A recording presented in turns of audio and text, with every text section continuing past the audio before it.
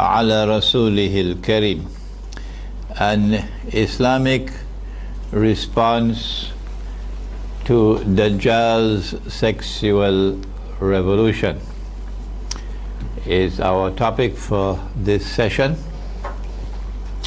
This is going to be my last presentation. After this is just a joint session with Sheikh Ali Mustafa. So we thank Allah for the opportunity we've got to be able to sit with you and share our thoughts with you, and who's given me sufficient energy so far to do the job I've been doing.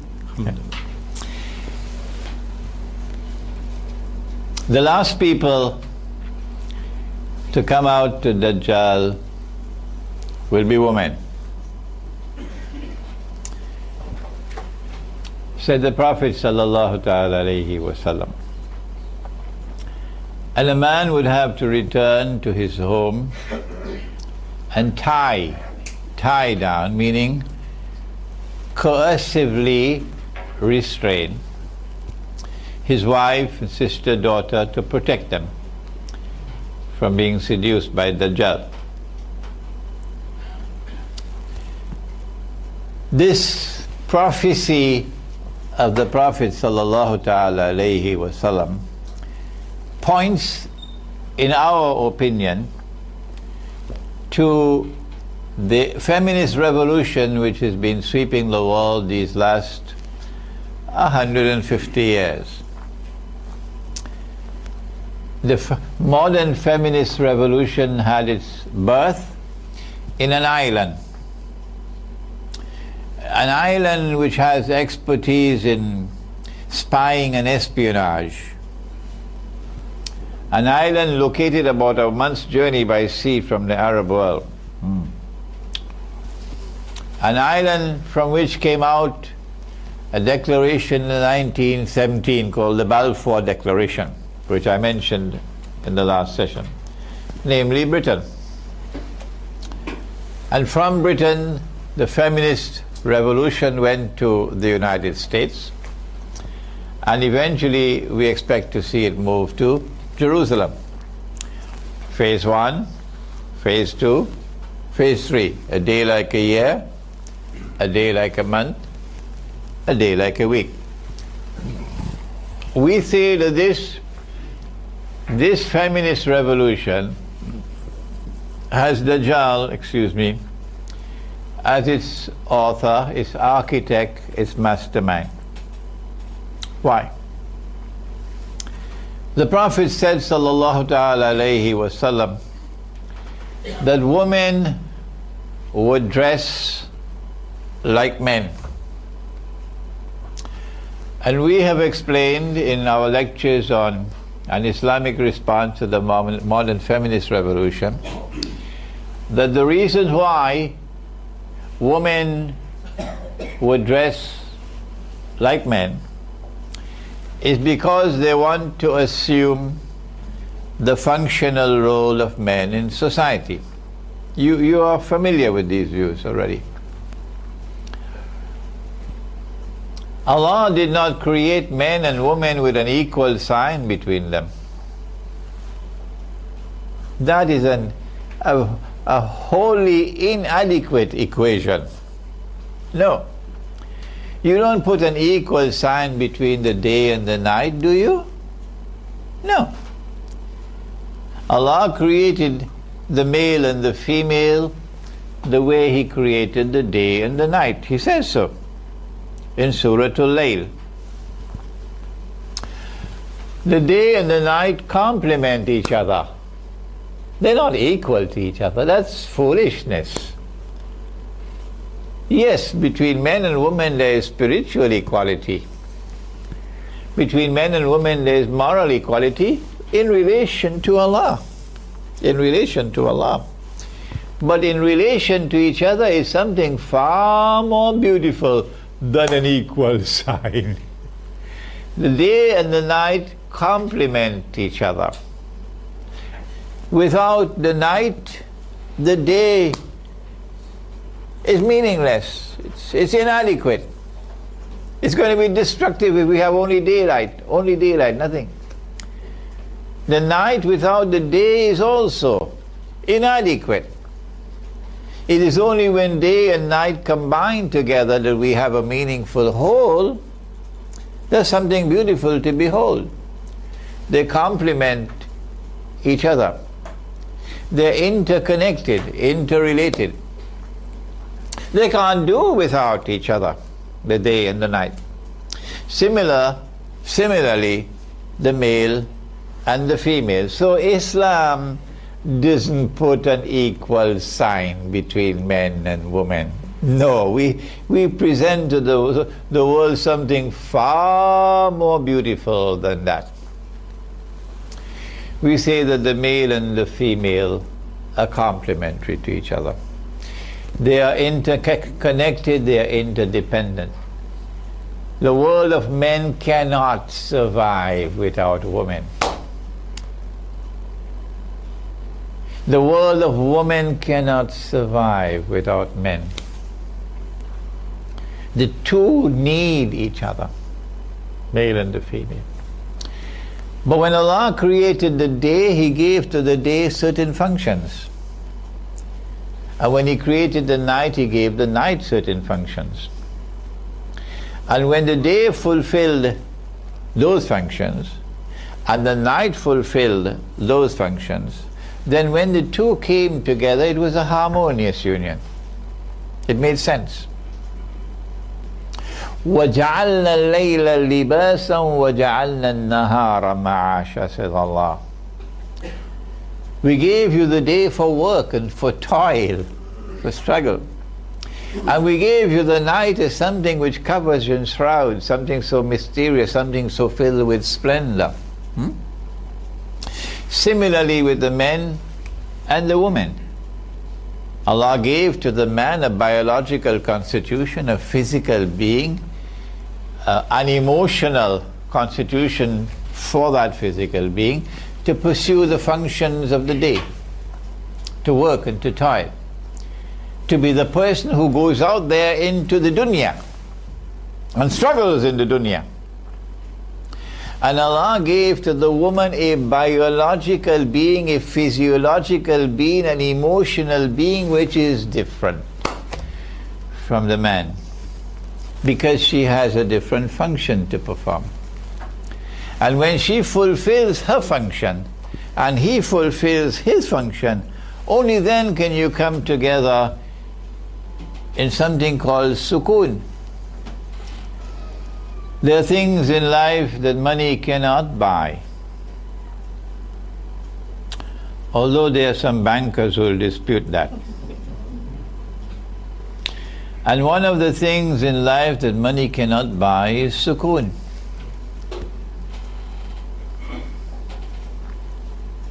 وَمِنْ آيَاتِهِ أَنْ خَلَقَ لَكُم مِّنْ أَنفُسِكُمْ أَزْوَاجًا لِتَسْكُنُوا إِلَيْهَا. That amongst His signs is this, that He's created for you from amongst your very beings, your mates, your spouses, that you might come together and dwell with each other in a state of sukoon, peace and contentment and tranquility. There are things in life which money cannot buy, and sukoon is one of them. One of the functions of Dajjal is to try to deceive you. And the last people he's going to target to deceive them are women. And the deception is so destructive, so dangerous, that if he succeeds, he's going to overturn the order that Allah created.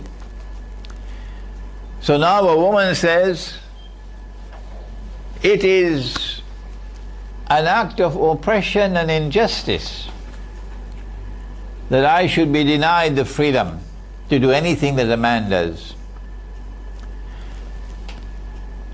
So now you have to find something called I don't know whether you've heard about it in Cape Town, called a daycare center. And the baby is just 6 weeks, because that's all the leave you're going to get. And at the ripe old age of 6 weeks, The baby has to be put in the daycare center so mommy can go to work. You're going to have to answer to Allah. On that day when the baby can speak and complain before Allah, ask the baby, come on baby, tell me, you prefer the daycare center or mommy? And the baby will say to Allah, I wanted mommy, but mommy went to work. But Allah gave you a function to perform. He gave you a biological being, He gave you a physiological being. He gave you the capacity to produce food for that baby, the milk, the mother's milk. Men can't do that. He gave you an emotional being. No matter how much a man tries, he cannot have that quality of love for a baby that a woman has. So the baby bonds with mother. That's why mother has a status 3 times higher than her father. So now the daycare center takes over because mommy is a part-time mommy. The last people would be women, the last people to come out, to Dajjal. But it's not just an overturned, an upside down world in the relationship between men and women in respect of their functions. It's more than that. And the impact on the economy, and the impact on the home and on the family, and the result of children growing up with an internal rage within them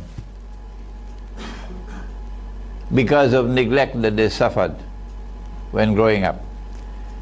Oh, daddy was busy and mommy was busy, and all that I had to comfort me was a television set.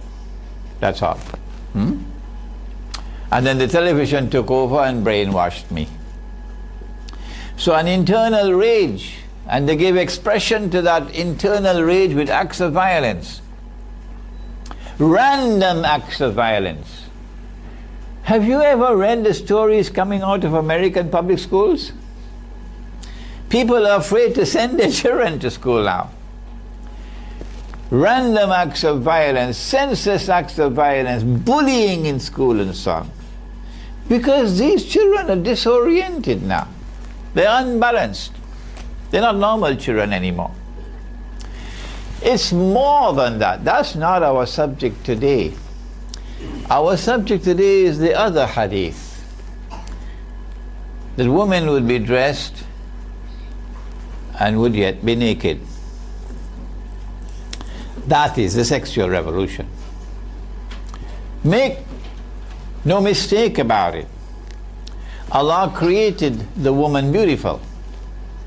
He says in Surah An-Nuh, Wallahu ambatakum. He didn't say Allahu ambata lakum.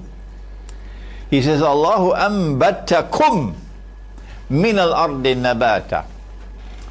And Allah has caused you to grow forth from the earth. And Allah has caused you to grow forth from the earth. Like trees and plants. And there are those trees which are ornamental trees. And when you go to Pretoria, you see them lining the streets. When they're in bloom, what's the name of the Jacaranda? Jacaranda? Ah. There are those trees which are ornamental. And there are other trees which are for timber, to make your furniture. And there are other trees which produce food. And there are others which produce fruit for dessert. And there are others which are medicinal. And there are others which give you lovely shade. Like the Lord tree, Sidratul Muntaha. Lovely shade.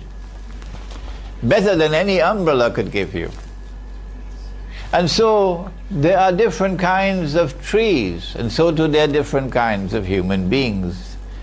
It's called aptitude. And a good teacher can spot the aptitude with which a child has been endowed by Allah subhanahu wa ta'ala. And so some people are naturally beautiful and handsome.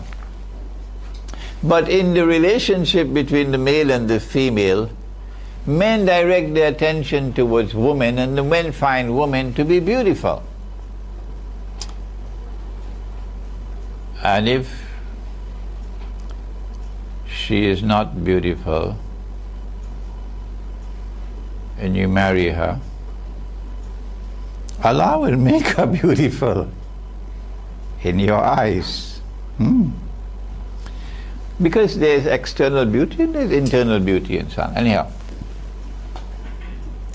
So women, when they start to display their beauty in public, that's going to be chaos. That's an invitation to chaos. Because men are going to be aroused. Yeah. And so Allah speaks about the night as وَجَعَلْنَا اللَّيْلَ لِبَاسٍ, cloth covering. And so women must be covered. Nothing, said the Prophet ﷺ, nothing must be shown of a woman's body except this, and he pointed to the face. If Allah wanted the woman's face to be covered, why would he put a beard on the face of the male? Huh? If Allah wanted a woman's face to be covered, if He wanted it to be covered, if a woman chooses to cover her face, that's her choice, and we respect her choice. But if you go beyond that to say that Allah wanted me to cover my face, and a good woman covers her face, then my question is, well, why did He put the beard on the face of the male? The answer is He put the beard on the face of the male so that you could distinguish by looking at the face and not on any other part of the body. From a distance you could say he's a male, she's a female. That's why. Simple. As women uncover and their body, more and more of the body is displayed, the male becomes excited. And the excitement grows and grows and grows and grows and grows. Until one day it no longer excites. You reach saturation point, which is what Dajjal wants. And when it reaches saturation point,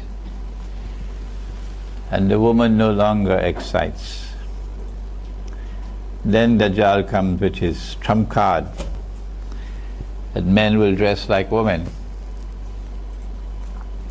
Why would a man dress like a woman? This is Muhammad ﷺ speaking. Why would a man dress like a woman? Answer: to attract another man. So the sexual revolution, which commences with women taking off their clothes, will culminate with homosexuality and with its sister called lesbianism. Does the Quran deal with homosexuality? Washington could do what they want, but they can't change the Quran. And how does Allah respond to homosexuality? Now, there are many people who are not going to like this part of the lecture. They're in the United States and they're listening in, and they're in France and Europe and so on, and they're listening in, but they're not going to like it because they're comfortable in the United States. And they're comfortable in Britain, and they're comfortable in France, and we don't want to have to make hijrah out of here. Imran, you better change that topic. We are now living in that age when the world is witnessing before our very eyes the Gay and Lesbian Rights Day parade in all the major cities of the world. And they're growing bigger and bigger. Before coming to Cape Town, I was in Sao Paulo, in Brazil. And Sao Paulo boasts of the biggest gay and lesbian rights day parade in the whole of Latin America. Sao Paulo.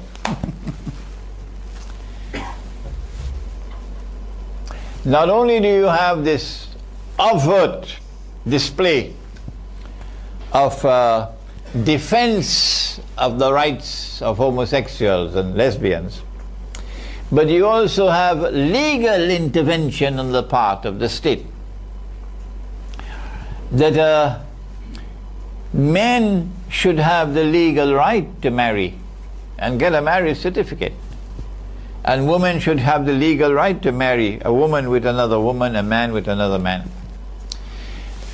In the same way that a couple of a male and a female can adopt a child, so too can two men adopt a child. And that child will grow up in a family of daddy and daddy. I don't know which one of the daddy is going to be a mummy. This is what we're living in today. And every day that passes by, the sexual revolution becomes more and more bizarre. But before we proceed further with this bizarre aspect of the sexual revolution, let us return to the women displaying their bodies. And the natural result, don't be surprised, is something called lust. Something called lust. It has its culmination, said the Prophet ﷺ in another hadith, that people will have sexual intercourse in public like donkeys. Like donkeys.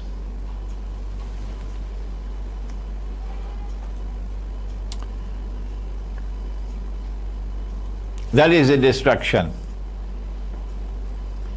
of the male-female relationship. Because when men and women come together in the bond which is based on lust, then it is like a beverage. I don't want to use the word wine. And you have a thirst inside of you. That's the biological need for the sexual relation. You have a thirst inside of you. And this is a beverage. And if you come together in a manner which is halal, one sip and the thirst is quenched. And then you can proceed to other things like studying the Quran, which is a lifetime's work out there to study the Quran. To go outside there in the garden and produce food. So many other things to do outside of the bedroom. So it's beneficial that you take one sip and the thirst is quenched, because that's based on love. But when lust replaces love, then you can drink,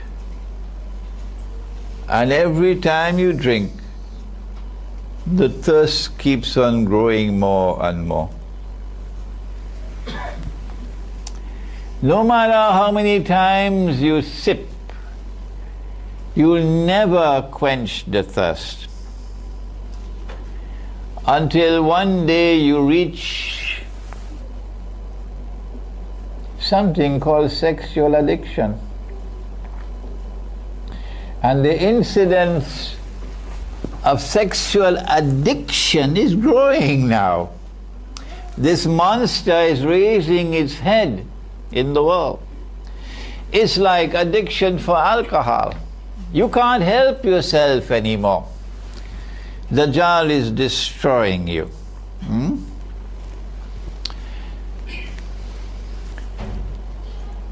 When you cannot get satisfaction, sexual satisfaction, with one woman, you try 10, you try 20, you try, what's his name now, Magic Johnson? And he spoke about the 200 women he had. Eventually you seek satisfaction with another man. And when this also does not fulfill your thirst, your thirst is still there, but then there's the children left, and then the animals left. But the trump card that Dajjal has at the end of the road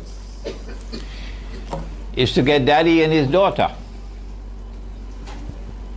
Daddy and his daughter, which is called incest, and mummy and her son, and brother and sister, and uncle and niece, and auntie and nephew. Truly this is a test and a trial. How do we respond to this sexual revolution when we know where it's heading?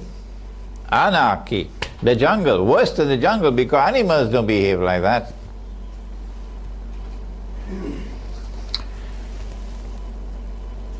Allah commands in the Quran, Ku anfusakum wa ahlikum nara.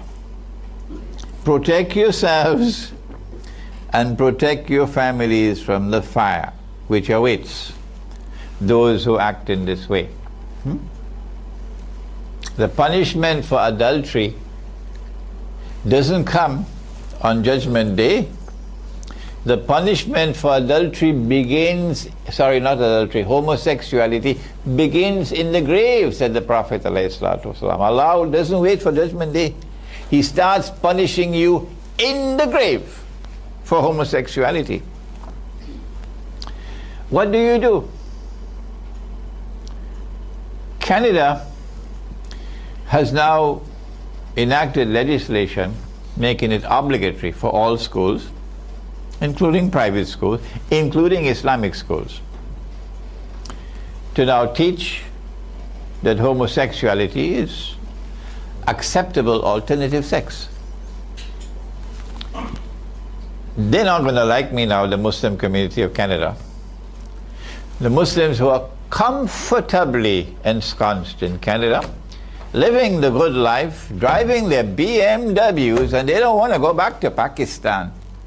Who wants to go back to Pakistan? Who wants to go back to Egypt? I mean, this is heaven here in Canada. So don't come, Imran Hussein, to remind us about these uncomfortable things that we have to send our children. What else can we do? We're not sending them to the public schools, we're sending them to an Islamic school. But now the Islamic school by law is required to teach that a man marrying another man is something that is acceptable. So what can we do? We got to do it. We have to send the children to the school. That's the law. My answer to them is located in Surah Ali Imran.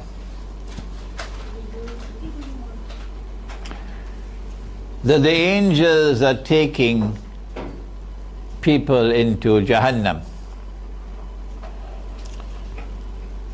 But the angels pause while taking them into Jahannam to ask them, Fima kuntum?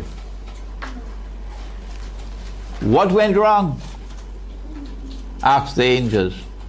How come you landed yourself in this mess? And they reply exactly what those parents reply in Canada. Well, what else could we do? Kunna mustada'afina fil ard. There was nothing else we could do. Same answer you got there in Canada. To which the angels then respond and ask, Alam takun ardullahi wasi'ah fatuhajiru fiha. A very uncomfortable verse of the Quran, isn't it? Was Allah's earth not wide that you could have made hijrah to some part of Allah's earth where you could have protected your child from this? Into the hellfire. That answer will not suffice to save you from the punishment of Allah.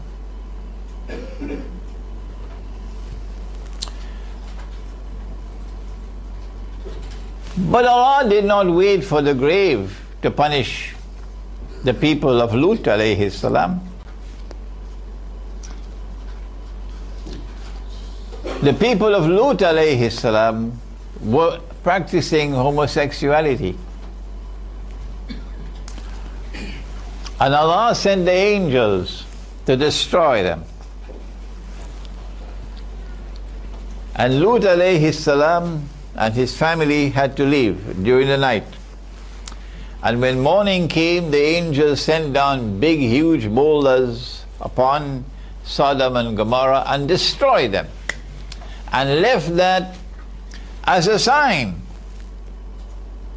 for all times to come, indicating that when a people turn to homosexuality as publicly as they did in Sodom and Gomorrah. Now, private homosexuality in the closet is a different matter. But when it comes out in the public and you have the law of the land is that a man can marry another man, you can't hide and say, I didn't know about that. When you do that publicly, and this is what is now happening around the world, as Gog and Magog engage in fasad, sexual fasad, around the world legislation is coming now. And if you do not submit and have legislation allowing the legalization of homosexuality, guess what's going to happen to your money? They will attack your money. That's what happened in the Venezuelan Bolivar, because Maduro and before him Chavez would not bow to the Zionists. So the Bolivar is being attacked. If Venezuela had used gold and silver coins as money, they would not be vulnerable to that attack. And as the Bolivar, the Venezuelan Bolivar is attacked and it falls in value, the concomitant result is rising prices. It's called inflation. And as an inflation increases and it becomes runaway inflation, guess who are hurt the most? Answer: the poor. And who is the constituency that's supporting Chavez and supporting Maduro? The poor. So it's a very dangerous sword that they're using there to attack those who would not submit. In Zimbabwe, and this has a profound lesson for South Africa, in Zimbabwe they made a deal with Britain some 20 years ago, I think, for Southern Rhodesia to become Zimbabwe, and Salisbury to become Harare. Right. And the deal was that they will have a constitution provided that the white settlers who owned, I don't know how much, 80% or more of the arable land of the country would hold on to their land. And Mugabe signed, and Britain was happy to hand over and give them independence. And for 20 years it continued until the poor of Zimbabwe rose up against Mugabe. Then Mugabe, the great revolutionary, then Mugabe realized this constitutional agreement is not working with Britain. So he had to scrap what was agreed upon with Britain and now seize the land which the whites own and give it to the African people.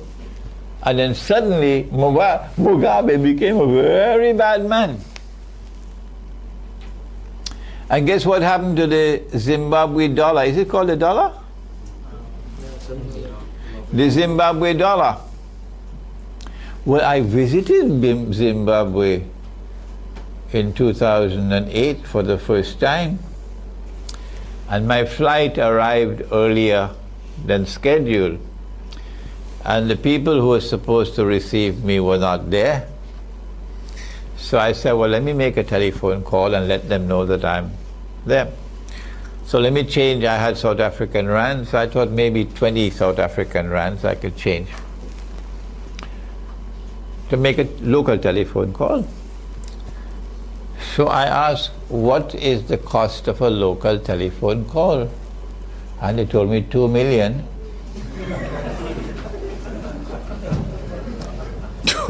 2 million Zimbabwe dollars, that's what they told me. So then I went to the South African Airways counter to complain, and they said, come use our phone. Use our phone. So if you refuse to submit and bring legislation to Parliament to permit the marriage of a man with another man, they will attack you and force you to submit. And one of the easiest ways on which they can attack you is by attacking your money that they created, they programmed, and they control. And then you get runaway inflation, and that's it, you're finished. As Maduro is now, Venezuela is now experiencing the world's fastest growing runaway inflation rate in Venezuela. Part of the process to bring down the Venezuelan government. But that is not the most important part of the subject for us. The more important part of the subject for us in our responding to Dajal's sexual revolution is that there is a verse in Surah Al-Isra. Sheikh Ali Mustafa, if I cannot remember it, please help me. In Surah Al-Isra, Allah speaks about وَإِن مِّن قَرْيَةٍ إِلَّا نَحْنُ مُهْلِكُوهَا قَبْلَ يَوْمِ الْقِيَامَةِ أَوْ مُعَذِّبُوهَا عَذَابًا شَدِيدًا كَانَ ذَلِكَ فِي الْكِتَابِ مَسْطُورًا. Am I correct? Yes. No mistake. Okay. And not a single city will escape, but that we're going to destroy them all before Qiyamah. And those which we do not destroy, we will punish with terrible punishment.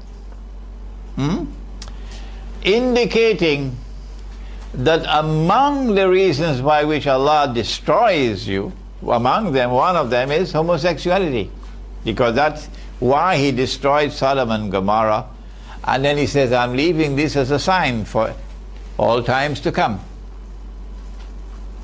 So as you enact legislation permitting a man to marry another man, the bell is ringing. Another city is going to be destroyed by Allah. If you remain in that city, as they are comfortably ensconced in Canada and in the United States and in Britain and in France and in Europe and in Australia and in Singapore, etc., you know, the gravy train. These countries are called the gravy train. They're the ones who have the hard currency because they got this special chemical. No? So, if you remain in those countries, then when Allah destroys them all, you will also be destroyed.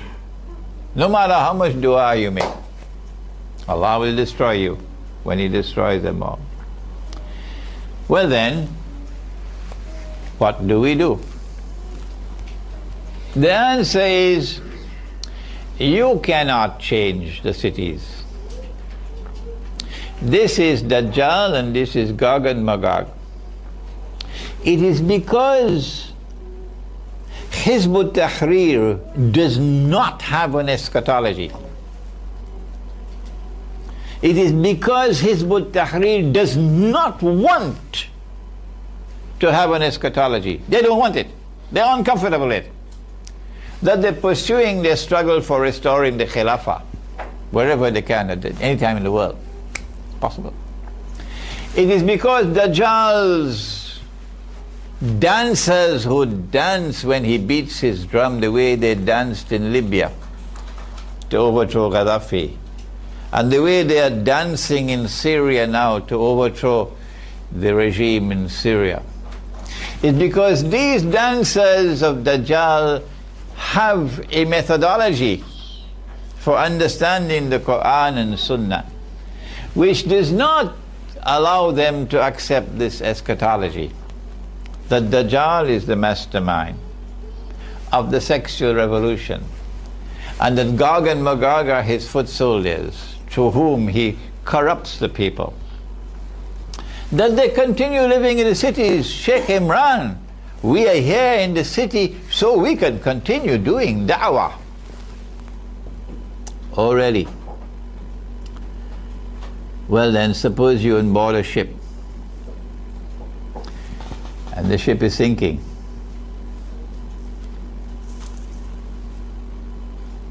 And you can't see the ship is sinking.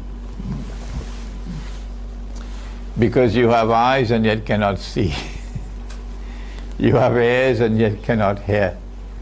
You have hearts and yet do not understand. You're just like cattle. The ship is sinking, but you can't see it sinking. Not only is the ship sinking, but no one can prevent it from sinking. Now, this is Akhirul Zaman. What do? They say, well, we gotta have to amass a grand total of 15 million rands to build this beautiful masjid on board the ship. And this is a sign of progress. While the ship is sinking, brother. Yeah. And we have to keep on giving da'wah while the ship is sinking, brother. We who have eschatology, we who have ilmu akhiru zaman, and who can recognize the sexual revolution and recognize the feminist revolution as signs from Allah of Dajjal and of Gog and Magog, we say the guidance that comes from the Quran is different. The guidance comes from Surah Al-Kahf. In Surah Al-Kahf, it was young men, not old people. Young people. They were the ones, not the elders who were comfortable with their way of life.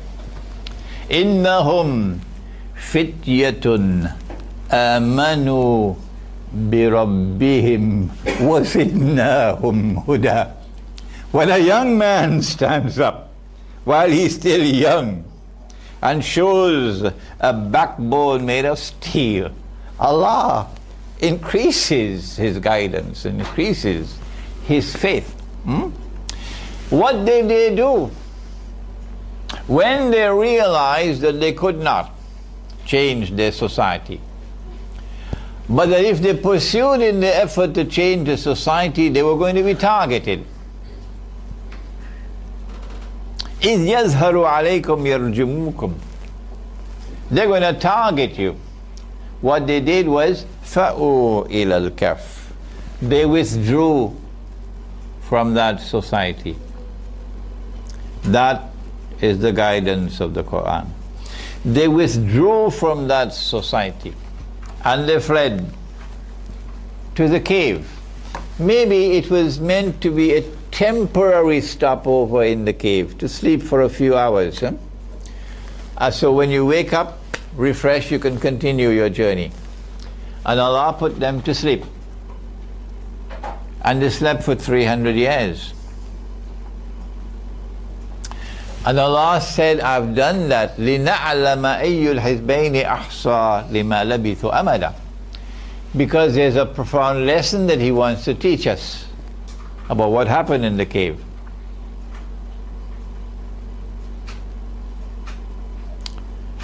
After they had slept for 300 years, remember, first of all, the first response is withdrawal. They woke up and they questioned each other, how long have we been here? So one of them said, maybe a day or part of a day, which I find strange. Why? But what's wrong? Can't you see? If you've been there in the cave for 300 years, then your fingernails will be as long as from Cape Town to Robben Island. So it's easy. Your beard will be very long, your hair will be very long, and so on. So how come they didn't notice that? How can you say a day or a part of a day? Biological time, 300 years of biological time, would result in your fingernails as long as from Cape Town to Robben Island. Oh, I see. They spent 300 years, but they didn't spend those 300 years in biological time. Are there any other worlds of time other than biological time? I wish we had Dr. Ansari now to take over the lecture. My teacher of blessed memory. Are there any other worlds of time beyond biological time? Can we explore other worlds of space and time? If you remain a prisoner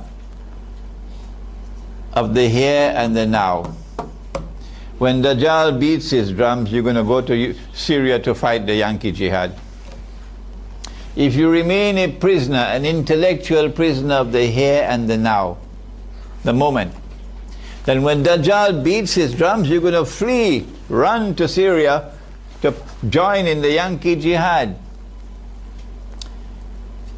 But when you can penetrate beyond the here and the now, when you can realize that there are other worlds beyond the material world, other worlds of space and other worlds of time, you will then be able to penetrate the subject of Dajjal.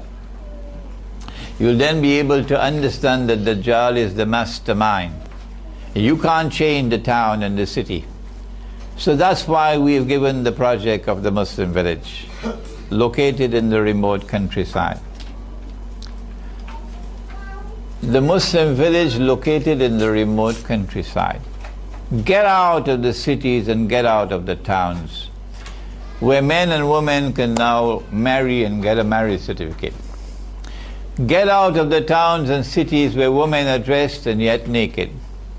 Get out of the towns and cities where women are dressed like men and men are dressed like women.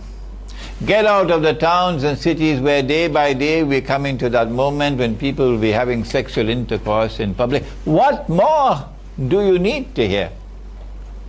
The signs are all there.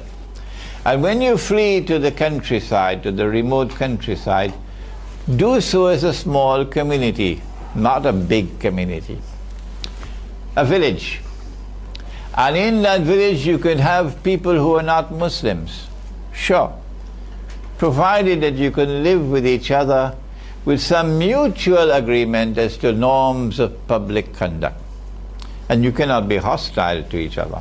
So you cannot be hostile to Islam and expect that we live together in the village. And in that village you produce your own food. And in that village you must make sure you have your own source of water. And in that village you're not dependent on energy from the national grid. Because in the cave they got the energy from sunlight. So natural energy. And in that village you live as a community, a unity. You must have a jama'ah, you must have an amir, and you must have sam'a wa ta'ata. Listen and obey. A sam'a wa ta'ata.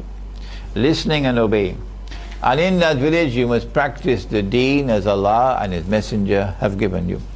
And if you do that, يَنْشُرْ لَكُمْ رَبُّكُمْ مِنْ رَحْمَتِهِ وَيُحَيِّ لَكُمْ مِنْ أَمْرِكُمْ مِرْفَقًا. Surah Al-Kahf says, Allah will shower you with His mercy, and you'll be able to survive the awesome challenges of Dajal's sexual revolution. رَبَّنَا تَقَبَّلْ مِنَّا إِنَّكَ أَنْتَ السَّمِيعُ الْعَلِيمُ وَتُبْ عَلَيْنَا يَا مَوْلَانَا إِنَّكَ أَنْتَ التَّوَّابُ الرَّحِيمُ بِرَحْمَتِكَ يَا أَرْحَمَ الرَّاحِمِينَ. Ameen. Number one, how do we respond to those who confess their homosexuality and yet would like to continue to be recognized as Muslims and would like to live the Muslim way of the Islamic way of life with greater integrity? These would definitely be people who have reached a stage of addiction. Because once there is a capacity for choice, then you can speak with them and show them what Allah's Messenger has said, what the Quran has said, and give them the choice. And if they have sincerity in their heart, they'll choose this way rather than that. So we're not dealing with such people. We're dealing with people who have reached a stage where they can no longer choose. They are addicted. This is a branch of knowledge this is a problem which requires two branches of knowledge. You need Islamic medical ethics and you need Islamic psychology. And I therefore, whenever I get questions like these, I send them to the experts. In Islamic medical ethics, you have a student of Maulana Fadlur Rahman Ansari, MashaAllah, who is right here in South Africa, in Durban, my beloved brother who studied with me and with Sheikh Ali Mustafa, Dr. Abul Fadl Mohsen Ibrahim, who is a professor of Islamic Studies at the University of Durban in South Africa, and who ranks as one of the world's experts in Islamic medical ethics. Then you need a second branch of knowledge, or Islamic psychology. And in that branch of knowledge, I would recognize Professor Dr. Malik Badri. I consider him to be my elder brother. He used to be the dean of the Institute of Contemporary Islamic Studies in Malaysia. ISTAC. What is ISTAC? Islamic Thought and Civilization, sorry, yeah. Contemporary Islamic Thought and Civilization, ISTAC. He was the dean of that institute in Malaysia, and now he's back in Sudan, heading a university in Sudan. But if you've read his tiny booklet, The Dilemma of the Muslim Psychologist, how many of you have read that? Let me see a show of hands. Let me see your hands. Come on, put your hands up. What's wrong? The Dilemma of the Muslim Psychologist by Malik Badri. Put it down. Put it down. Recommended reading. So small. Malik Badri ranks among the top in the world of Islam, in Islamic psychology. And I believe he has written on the subject of homosexuality and how you respond to addiction. We're not responding to normal homosexuality where you simply preach and teach the people. We're responding to addiction. Okay. How do young people protect themselves when sex is available as freely as sunshine? The young people have their hormones raging all over the place. And sex is available anyhow you turn, you're being provoked and provoked and provoked. What do you do? There are some who are not going to be comfortable with my answer. But if it is the truth, you must proclaim it without regard for consequences. If people are comfortable with the answer, alhamdulillah. But if they're not comfortable with the answer, and this is what has come from the Quran and Sunnah, then too bad for them. You must preach the deen to please the Lord, not to please the people. Not to please such people. Allah subhanahu wa ta'ala in Surah An-Nisa He does not send down legislation to tell you how many wives you can have. No, that's not the purpose. He sends down legislation to limit the number you can have.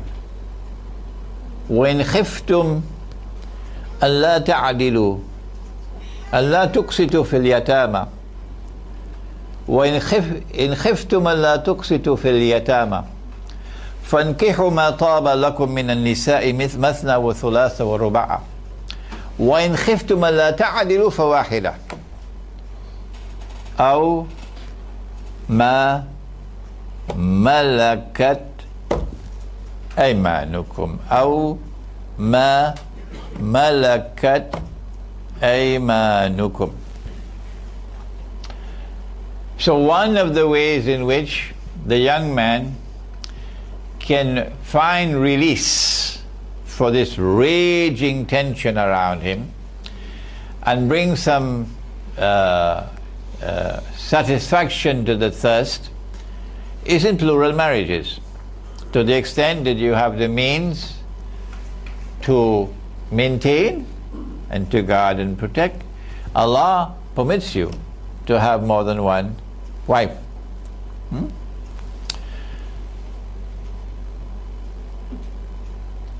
All through our history, for 1400 years, this was never a problem. This was never a subject of debate amongst the companions of the Prophet ﷺ, no. The Prophet himself ﷺ had many wives, and so too his companions.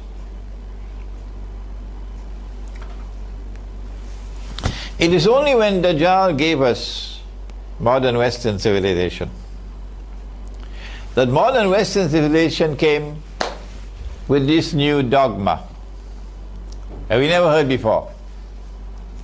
The good men have only one wife. Virtuous men have only one wife. Men of character and integrity have only one wife. And if a fella has more than one wife, something is wrong with him. He's rotten. Stay away from him. When they brainwash you into accepting that rubbish, then they'll point and say, you see that prophet? See how many wives he had? So stay away from this religion. That's the strategy. How do we respond? The answer is, if we cannot change the society, and we cannot change women who are already brainwashed, sorry for using that language, brainwashed, then what we'll do is to remove ourselves and withdraw and go and build our little piece of heaven somewhere out in the remote countryside, where we build a Muslim village. Amongst the signs of the last day is that one man would have to maintain how many women? 50. Huh? 50. Are you scared to say it? 50. One man would have to maintain 50 women, 50. That's 40 plus 10, eh? Indicating, among other things, that there is going to be a calamitous decline in the birth of baby boys. Why? Ask your cell phone. Ask the radiation that is corrupting the sperm production. The technicians who have to work putting up the poles for your cell phones to work, these technicians cannot have baby boys anymore. Their wives give only baby girls. The evidence is already there. So when you build a Muslim village in the remote countryside, if she says, I don't want my husband to take another wife. You can say to her, why don't you stay in Johannesburg? You're not yet ready for the Muslim village. The Muslim village is for those women who bow their heads in submission to Allah and His Messenger.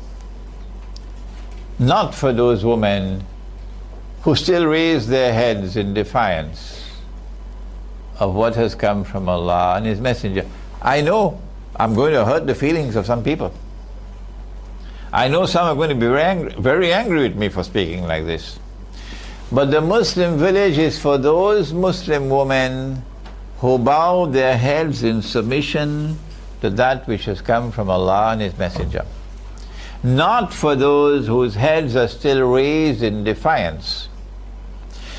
If what we are saying about what has come from Allah and His Messenger is wrong, then correct us. Yes, by do means correct us.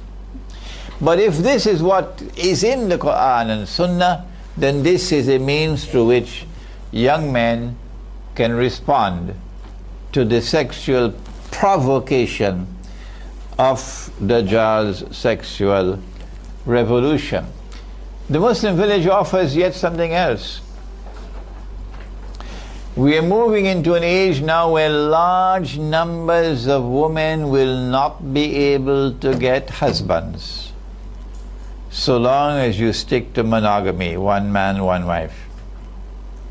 It's already in the world, in many parts of the world. Singapore, for example. So many in Singapore come to me, Maulana, help me. I want to get married. So many come to my wife, please tell Maulana, I want to get married. Can you help me? Yeah? Because we can't find a husband. Why? Because not available. One man, one wife. Scarcity of men. So when we build a Muslim village, we say that any woman who comes to the village, and remember, not all trees are ornamental trees, eh? Any woman who comes to the village and says, I want a husband, somebody has to offer to marry her. And when you marry her, remember, you've got to live in our village, so we're looking to see. If you step out of line and you misbehave and you're not treating her well, the whole village will respond. This is not like the modern city where you don't even know your next door neighbor's name. No, not in a village. In a village we all live like a family. So every single woman who comes to the village and says, I want to get a husband, somebody has to offer to marry. Not because you offer to marry her, does it mean she has to accept her?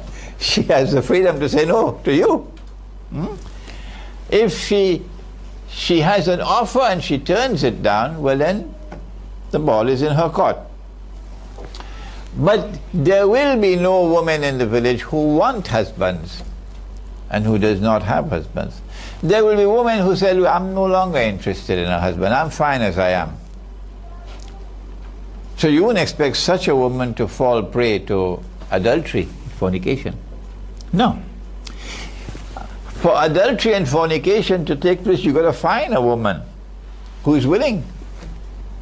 You can't find them in the Muslim village. You've got to go outside of the Muslim village, not in the Muslim village. Because every woman in the Muslim village either has a husband or is not interested in marriage. I'm fine as I am. As a consequence of which we believe that we might be able to survive while the ship is sinking in the rest of the world. Penal code. There was one last question. Would the penal code be? Would the penal code? The penal code would be the laws of punishment. Penal code, laws of punishment. In Brooklyn, Eastern Parkway, Brooklyn, I think it was, African Americans had a masjid Ikhwa, I think it was. Imam was Imam Ibrahim, who was tall as a coconut tree and a powerfully built man. And the African Americans, mashallah, they had a lot of sincerity in their heart. So if somebody committed zina, he would come and tell the Imam. He would come and tell Imam, I did it.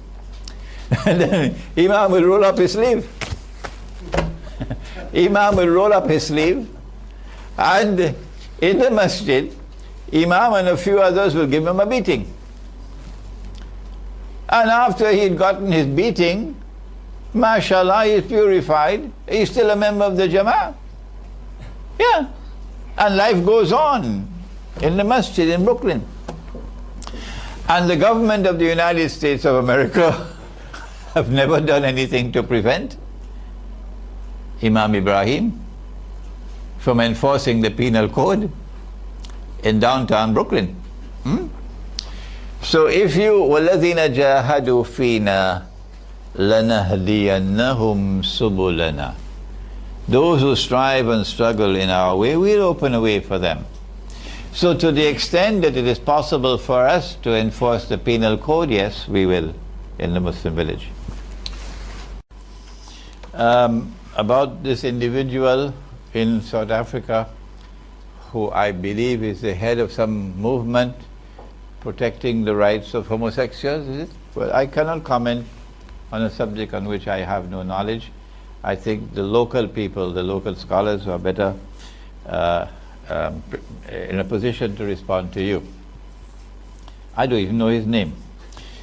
Yes, that book, the dilemma of the Muslim psychologist, is based on this hadith, that you will follow the sunan, the way of life of those who came before you, shibhan bi shibhin, step by step, to such an extent that if they were to go down into a lizard's hole, which is where the paper money is located, you will also follow them into the lizard's hole.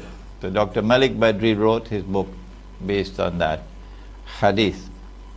So the people ask, O Messenger of Allah, who are you referring to? Are you referring to the Jews and Christians?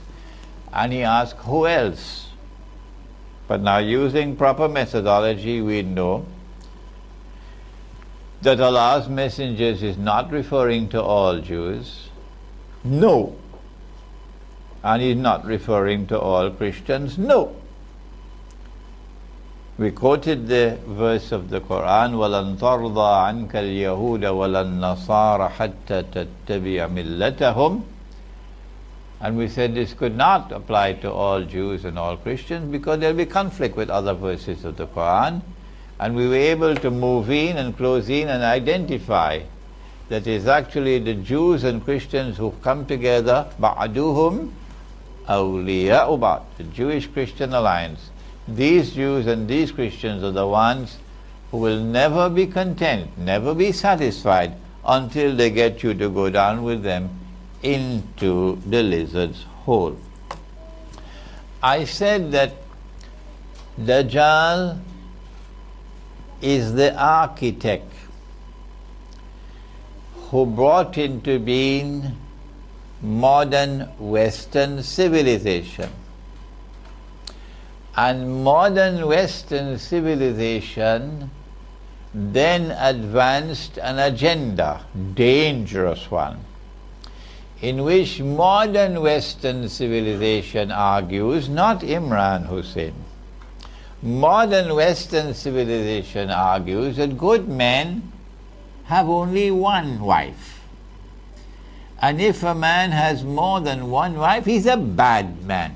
Stay away from him. This is not Imran Hussein's views. This is Dajjal. This is Dajjal. And my response to modern Western civilization is that what has come from Allah and His Messenger must prevail. So if you in your cities and your towns will not accept plural marriages, when Allah and His Messenger have given plural marriages, then we will withdraw from your society.